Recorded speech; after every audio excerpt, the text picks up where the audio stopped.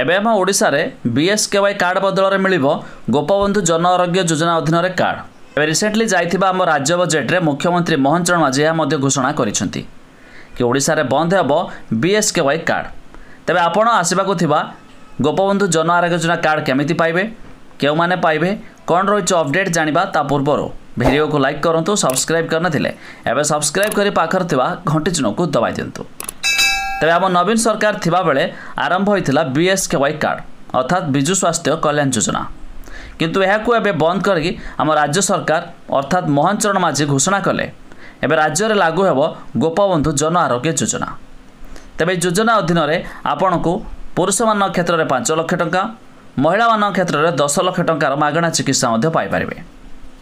आ जदि आपण मैंने भावुवे कार्ड को केमिति आमे आवेदन करवा बा केउ माने पाइबे, जानि रखंतु जो मान पाखरे राशन कार्ड अछि, या छड़ा जो माने मध्य विजु स्वास्थ्य कार्ड पूर्व पाइछंती सेमाने मध्य एई आसीबाकू थिबा गोपबंधु जन आरोग्य योजनार मध्य कार्डर लाभ उठाई पारिबे।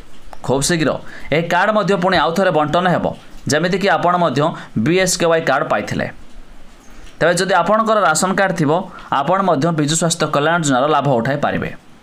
तबे आपणकर राशन कार्ड अछि कि नाही, या छड़ा वेबसाइट विजिट करिया पई जार लिंक आमे डिस्क्रिप्शन देइछु, आपण माने जाई मध्य चेक कर दे पारिबे।